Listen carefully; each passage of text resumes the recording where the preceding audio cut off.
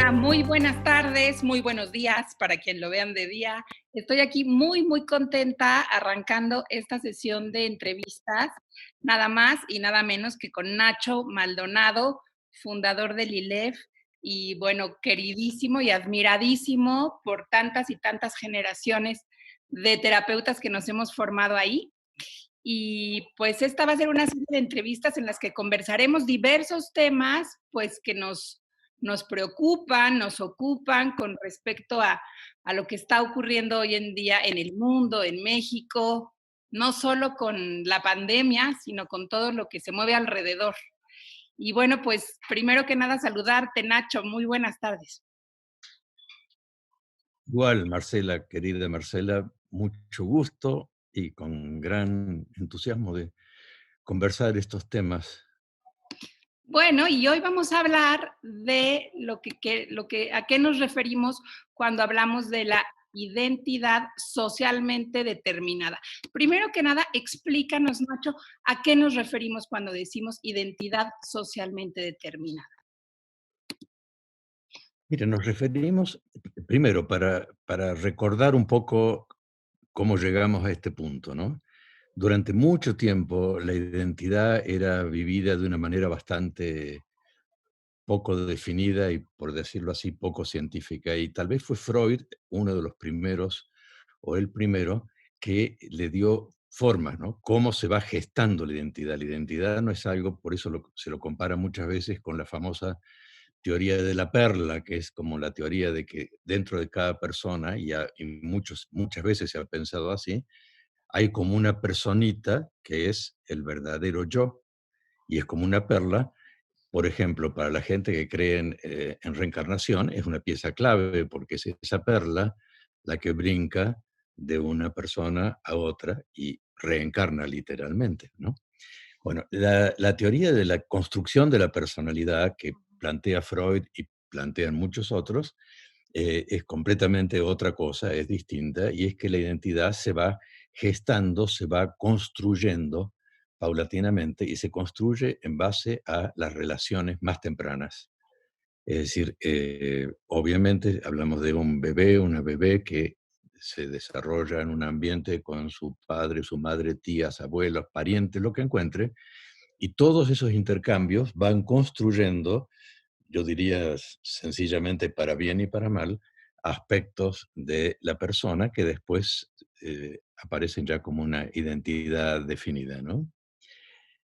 Eh, en general, lo que planteó Freud y lo que han planteado muchos durante mucho tiempo es eso se genera en la familia, eso se genera en relación con papá, mamá y todo lo que rodea al infante.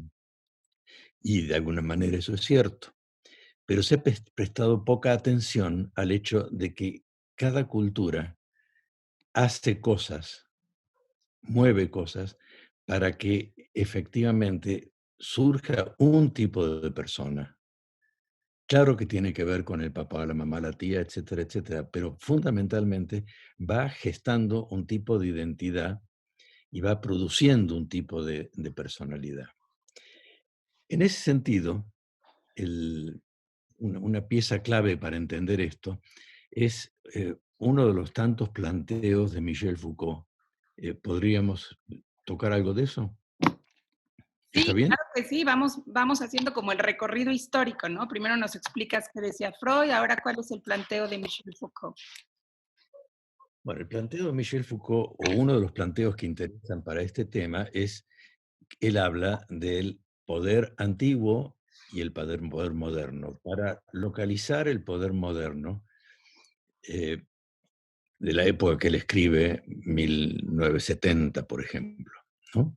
Y justo cuando va a empezar el neoliberalismo.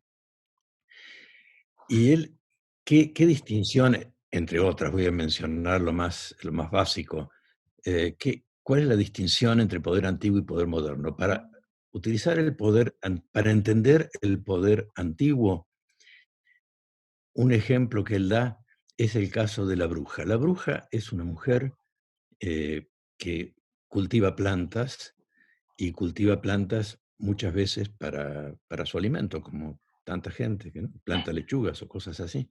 Bueno, los poderes estatales, religiosos en esa época, tienen, como ocurre hoy en día todavía, lamentablemente, el ojo puesto en el tema del aborto en las mujeres.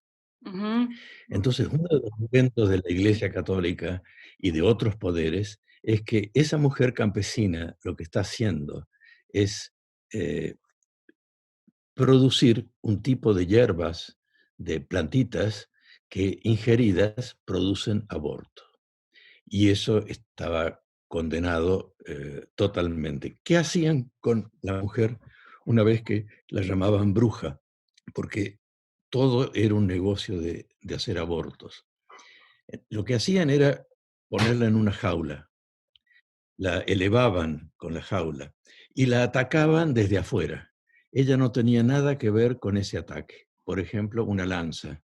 Bueno, desde luego escupirla, tal vez tirarle bolas con fuego, en fin, tortura de todos los calibres posibles, pero en los que ella no tiene nada que ver. Ella es una mujer que planta lechugas, la acusan de que es una enviada del demonio, porque produce abortos. Entonces, el poder antiguo, ese es un ejemplo de los tantos que hay, eh, de afuera hacia adentro la liquida, la aniquila. Ella no tiene nada que ver con esa operación del poder antiguo. ujú. Eso lo dice Foucault para contrastar con el Moderno. poder actual, Ujú. con el poder moderno, efectivamente, ¿Y cuál es la lo que vivimos diferencia? hoy en día, ¿no? ¿Cómo? ¿Cuál es la diferencia entre el poder ¿Cómo? antiguo y el poder moderno? Y la diferencia es que si la bruja no colaboraba nada con la tortura y con la acusación, por más que dijera lo que dijera, y al final la mataban, eh, los que somos víctimas del poder moderno, de alguna manera colaboramos con el poder moderno. Y ahí viene la primer sospecha de Foucault de que entonces algo, la cultura, algo hace para generar un tipo de gente que se acomode a lo que hace bien al poder moderno. Mm. Por dar un ejemplo más burdo de todos, comprar todas las cosas que no necesitamos. Claro, entonces Efectivamente, ahí eso es ahí como que vamos uniendo, ¿no? Lo que nos explicabas al principio de que no solo somos, nuestra identidad está conformada por lo que nuestras familias nos influyen, sino por el tiempo histórico en el que nos toca vivir, por el contexto, por la cultura. exactamente. Y si llegamos a lo que estamos viviendo hoy en día, al neoliberalismo, ¿qué caracteriza al neoliberalismo?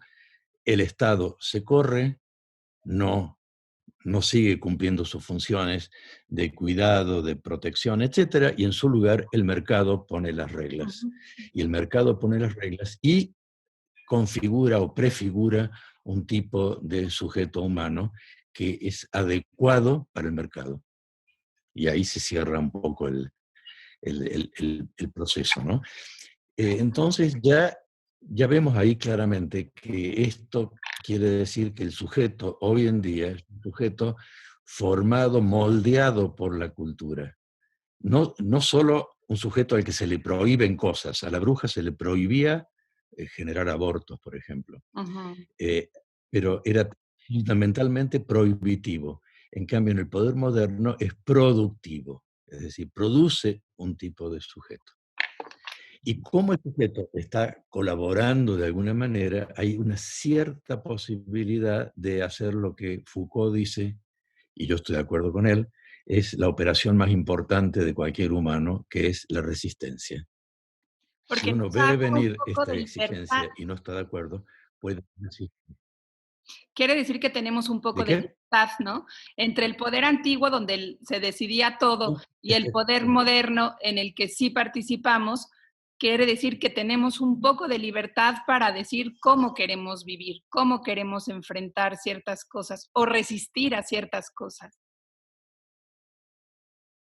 Exactamente, exactamente. Y esa resistencia es la pieza clave para un trabajo terapéutico, por ejemplo, ¿no? Porque es identificarlo y tratar de entender o preguntar, por ejemplo, eh, en qué te beneficia a ti, por ejemplo, eso, ¿no? Uno Me puede encantaría preguntar a que nos alguien que hace un hablaras. ejercicio físico en qué te beneficia y al ratito lo puede demostrar, Ajá, claro. ¿sí? Quisiera que nos cuentes un poco, ¿De qué? a qué se refiere Byung-Chul Han con el panóptico digital, antes de que pasemos a cómo podemos hacer un trabajo terapéutico con todo esto. Ah, ok, ok.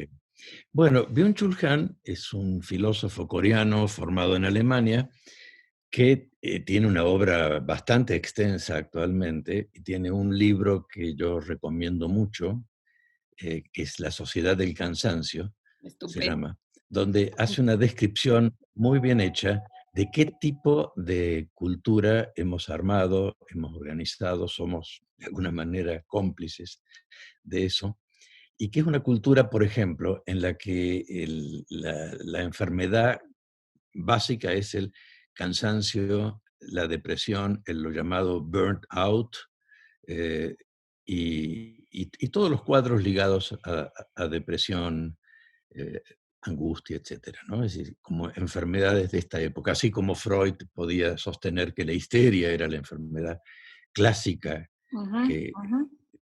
que ocurría en la Viena de la época del, ¿no?, del fin del siglo. Una vez que plantea esto, toca un tema que es muy interesante.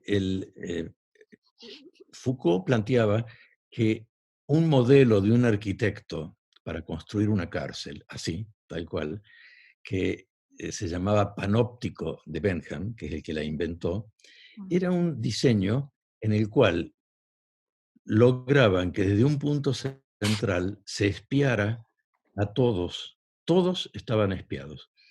Eh, en realidad estaban espiados o no, pero podían ser espiados. Y ocurre que cuando uno siente que puede ser espiado, uno se espía o colabora con el espionaje. Se siente espiado, sin vuelta, ¿no?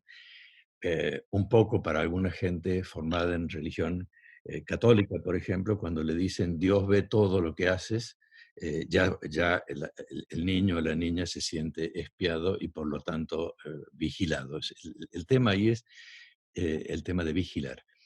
Eh, el, el análisis de Byung-Chul Han, que a mí me parece muy interesante, introduce todos los aparatos tipo teléfono celular o todo esto que estamos usando en este momento, pero Ujú. fundamentalmente se refiere al teléfono celular, donde dice que lo que vamos logrando poco a poco es hablar de todo lo que nos interesa, lo que queremos, lo que procuramos, lo que valoramos, etcétera, etcétera, y que ese sistema, ese aparato, o todo lo que implique el aparato, nos espía. Por eso vemos que a veces, después de comprar 3 libros de un tipo, llega la lista de los 10 que siguen, que son del mismo tipo. Es decir, que nosotros informamos. Ya no es el espionaje de Bentham, que era algo típico de 1970, digamos, capitalismo industrial, sino que él se ocupa de lo que pasa ahora en lo que llamamos poco a poco capitalismo postindustrial Ujú. o neoliberalismo. Entonces, lo que pasa es que ya no es que alguien me espía y ve que yo cumpla con el trabajo que tengo que hacer, sino que algo tengo introducido en mi personalidad, en mi manera de ser, que hace que yo quiera rendir más y más y más, sin ser espiado por otro. Yo me espío para realmente rendir más y más y más. Por eso la enfermedad o las enfermedades son del tipo del agotamiento. El Tengo que burnout, el rendir más. cansancio, la depresión, el exigirnos tanto. Exacto, exacto, exacto, todo eso. Y también la Entonces, es uno. sobreoferta, ¿no, Nacho? Como que tenemos una sensación de que siempre lo que consumimos puedes llegar más lejos, puedes comprar más, puedes tener algo más grande, hay como un no parar de querer cosas nuevas, de querer cosas diferentes. En ese sentido hay un ejemplo, bueno, Efectivamente. de una autora que es Esther Perel, que también habla de esto, ¿no? En lo que nos ofrece la cultura actualmente, hasta en parejas. Ah, sí. Hasta en pareja. Esther Perel, que es una gran terapeuta de pareja, efectivamente, hace un planteo que es muy interesante, donde dice que el divorcio antiguamente, digamos, 30 años atrás o 50 años atrás o Ujú. más, se producía cuando uno decía, esta relación ya no me sirve. Y había un análisis desde esa óptica, por qué no me sirve, etcétera, etcétera. Y ella dice que ahora, con la modalidad generada nueva en el neoliberalismo, el tema es más bien, me voy a divorciar porque seguro voy a encontrar algo mejor, que es el mismo tema que ocurre con las mercancías, ¿no? Uno tiene un súper aparato de música, pero hay uno que puede ser mejor, entonces se desecha el anterior. Sí, y se Y deja de Esther valorar lo Perel que lo se lleva. tiene, pensando siempre que ya hay otra cosa con más calidad, ¿no? Pasa mucho con el tema de los aparatos electrónicos, justamente, pero hasta con un vestido, pero con muebles, como que tenemos una sociedad que nos empuja a consumir, consumir y a desechar sin siquiera valorar si las cosas, las relaciones, las personas siguen dándonos algo, siguen siendo útiles. Eso es lo más tremendo, por eso me impactó el comentario de Esther Perel, porque una cosa es que uno deseche un coche y bueno, si tengo tanto dinero, mala pata, lo deseché, estaba perfecto, lo desecho porque este otro tiene tres tonterías más interesantes, pero que eso se meta en la vida de las familias, que tú y yo sabemos, porque trabajamos en eso, lo difícil que es el equilibrio en una familia, la cantidad de veces que cualquiera está tentado de decir, hasta aquí llegué, y qué distinto que es decir, he detectado dos o tres problemas y los puedo trabajar o los podemos trabajar, de decir, no, es que hay algo mejor, porque eso no hay, casi te digo, no hay argumento, seguramente habrá algo mejor, y ya con ese argumento tirás lo que tienes, ¿no? Y lo que ha costado tanto construir. Nacho, ahora pasemos a cómo Exacto. manejar clínicamente el tema del poder, de la identidad, de los sistemas, estos de los que nos estás hablando, que nos imponen ciertas aspiraciones, ciertos valores, como si solo hubiera una buena manera de vivir y que es la que nos impone, ¿no? La sociedad o la cultura. ¿Cómo trabajar esto en consulta con nuestros pacientes, con nuestros consultantes? Sí, yo te diría que eh, un maestro que orientó mucho en ese camino fue Michael White, que felizmente fue un maestro cercano y amigo nuestro que compartió muchas cosas con nosotros y que se dedicaba prácticamente a eso. Ya tenía esta mirada, sí estaba apoyado en la mirada de Foucault, no llegó a conocer a Byung-Chul Han porque murió antes, pero tenía lo básico de toda esta mirada. Y entonces eh, tenía claramente puesta la lente en cómo podemos eh, manejar lo que él llamaba política con P minúscula. Él decía que cada actividad, por ejemplo la terapéutica, es una actividad política y que si uno no toca los temas que hemos nombrado al principio como identidad socialmente determinada, uno lo que hace es dejar intacto, tal cual, lo que la cultura, en este caso el neoliberalismo, gestó en tal persona. Si uno no lo toca. Es decir, y luego, además, plantea que hay formas de encararlo y tocarlo, como, por ejemplo, pensar en qué beneficia, por ejemplo, una compra de esas que comentábamos tú y yo antes, Ujú, que ujú. realmente ¿a quién beneficia? Bueno, a mí no me beneficia realmente, pero sí beneficia claramente a una empresa que va a hacer todo lo posible por seguir ofreciéndotela y vendiéndotela. O sea que una pregunta que es importante es ¿a quién Ven- beneficia este tema, ¿no? ¿A quién le ayuda realmente? ujú. Y explorar luego cómo eso se ha ido metiendo en la persona. Es decir, hay gente que está muy consciente de eso y puede llegar a tocar lo que se llama, lo que Foucault llamó resistencia, para poder trabajar ahí. Pero lo que es claro es que este es un trabajo que debe acompañar el terapeuta. O sea, el terapeuta sí tiene todas las luces que arrojó Freud y que después de Freud arrojaron decenas, centenas de grandes pensadores en distintas escuelas de psicología, porque hay muchas escuelas que han ido aportando un tema, otro y otro. Y lo que insiste Michael White, y insisto yo porque me parece muy, muy importante, es tener este lente de ver cómo se produce lo que llamamos identidad socialmente determinada y poner el acento en eso, ¿no? En esto que no solo viene, seguramente sí viene algo de papá, algo de mamá, de la vida familiar, etcétera, etcétera, pero básicamente esto es algo que a mí no me beneficia y que tengo que llevar la conversación hasta ver de dónde sale eso, ¿no? Por ejemplo, una de las cosas que Michael White, en este caso, insiste es en decir que un efecto de esta cultura, de esta época que nos ha tocado vivir, es sentirnos como fracasados. De hecho, lo que para mí es el mejor artículo de la obra de Michael White Ujú. se llama Un fracaso personal, personal failure, ¿no? Y ese trabajo describe muy claramente cómo uno puede llegar a transformarse en un fracaso de pura exigencia y exigencia de un tipo de rendimiento que uno enseguida, si lo lleva a la conversación bien, enseguida puede darse cuenta que eso no es beneficio para mí, ni para los míos, ni para mis relaciones, ni para mis hijos o lo que fuera, sino que es un beneficio completamente para otro sitio, Ujú. ¿no? Ent- Entonces, esta conversación es como una pieza clave en la formación de del camino terapéutico. Me parece muy, muy valioso también cuestionarnos como terapeutas que a veces creemos que solo podemos trabajar con lo que vive la persona en su casa, en su familia, con sus relaciones y en su propio interior y que no hacemos el clic con que la cultura, la sociedad, el sistema se nos meten y nos hacen actuar de muchísimas maneras que a veces ni cuestionamos.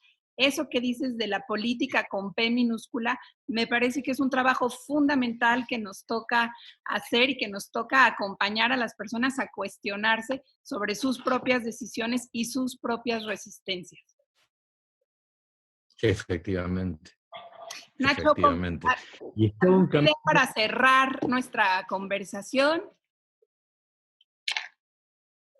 Mira, para cerrar te diría que estas reflexiones a mí personalmente me parecen esenciales en este momento, porque ha habido distintas etapas en la historia, claramente, muchas, y pocas como esta, creo yo, hacen tanto daño o pueden hacer tanto daño al sujeto, produciendo lo que después llamamos enfermedades mentales, como angustia, depresión. Se va gestando esto, la superexigencia. Cuando Byung-Chul Han habla del tema de las exigencias, usa esa frase que se decía en la época de la elección de Obama, que era "Yes, I can", ¿no? Pero llevado al extremo de que yo puedo todo. Entonces, si yo puedo todo, como no es cierto eso en el fondo, entonces la frustración la tengo a la vuelta de la esquina y la sensación de que voy a hacer un fracaso la tengo a la vuelta de la esquina. Y esto yo recuerdo una vez conversando con Michael White, me estaba contando estas cosas hace muchos años, y recuerdo que él me decía, revisa tus notas, a ver si en alguna de tus notas de la gente que atiendes, individualmente, en pareja, en grupo, lo que fuera, si no aparece con frecuencia esta sensación, no, en el fondo yo no sirvo.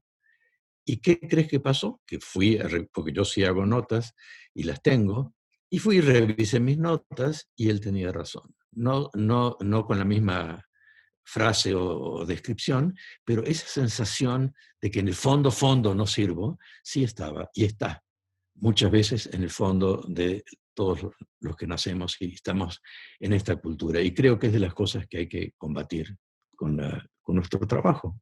Claro que sí, porque además hay mucho dolor detrás de esa de sensación de que no sirvo, no estoy a la altura, no soy lo que se espera. Hay un dolor muy grande y hay que combatirlo. Nacho, pues no me queda más que agradecerte muchísimo esta conversación. creo realmente que nos puede ser muy, muy útil y pues que tengamos muchas más. Con mucho gusto, Marcela, con mucho gusto. Sí, sí, un gran placer conversarlo así contigo y cuando quieras pasamos a algún otro título de los que son tan eh, importantes hoy en día. Gracias, Marcela. Gracias a ti. Hasta luego. Hasta luego.